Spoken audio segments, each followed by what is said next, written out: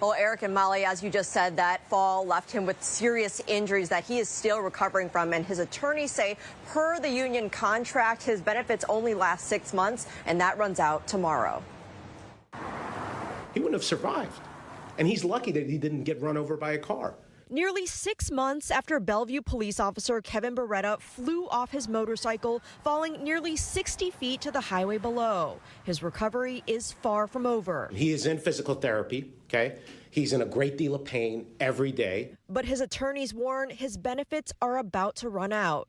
Per the union contract, Bereta is only covered for 6 months. They have to come up with a couple of $1,000s a month for health insurance, and they can't afford it. And right now, what he's trying to do is he's trying to recover.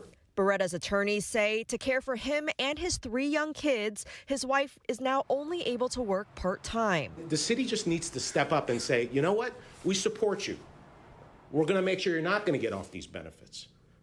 It's very simple. City officials say they're limited in what they can share about an employee's health benefits, but said their benefits are consistent with other cities in the region based on best practices and agreed upon by employee unions. They went on to share in a statement, the city of Bellevue works very closely with injured employees to explore all options and ways to prolong their city-provided benefits to the greatest extent possible, which includes offering light-duty work when appropriate as a means to retain city-provided health coverage. Attorneys for Bereta, meanwhile, say he's still disabled and it's not possible for him to go back right now, even part-time or on light duty, and are urging the city to make an exception in Bereta's case. He has to go out and ask for handouts to support his family. It's just absurd.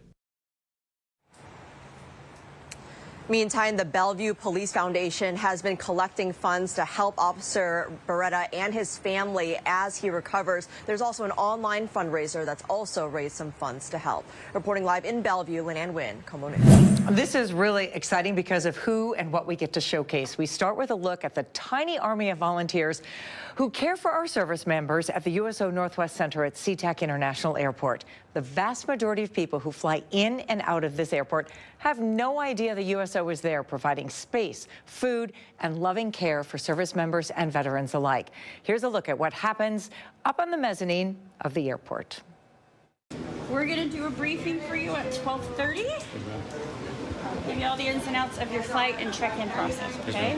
It is flight night at the USO Northwest at Sea-Tac International Airport, the gateway for all service members with orders to serve in East Asia. Going to Guam, Okinawa, Japan, Korea. Routine for the experienced, but not for those fresh out of boot camp. Okay. Yes, ma'am. You are all set. Go see Jill. Yes, ma'am. They've never been on an airplane. It's surprising how many have never been to an airport and are lost by all of that's going on. Their command doesn't give them information, but we have it.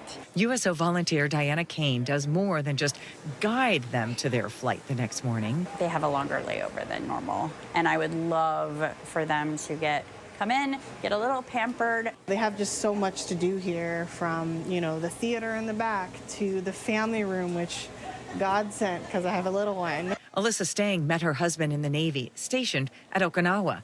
On this flight night, they and their 2-year-old son are headed back to Japan to begin a new tour of duty. It's just a huge, relief off of our shoulders. The lazy boys, couches, video games and movies, hot dogs, drinks, snacks, everything offered in this USO, either donated or purchased through donations. I had a donation tonight in the mail for $20. But it's a much smaller donation that came in the mail 16 years ago. The Don Langang still remembers like it was yesterday. This lady wrote to me and she said, I met my husband 55 years ago at a USO dance. We spent time together. He's now passed away. So moved by her letter, Don tells me he immediately called her on the telephone. I told her, you don't know me, but I just wanted you to know how much I appreciate your check. And her check, I go around and I ask people, how much do you think that check was for? And I hear 10,000, 100,000. It was for $7. But every dollar truly makes a dent here, and every volunteer truly cares about making life easier for these service members. I think you can see the dedication and the love that's there in the USO. It's just tremendous. Just in the month of January, they pampered 8,200 guests, far more than January last year when they had 4,800. And by the way, about 10% of those guests are children.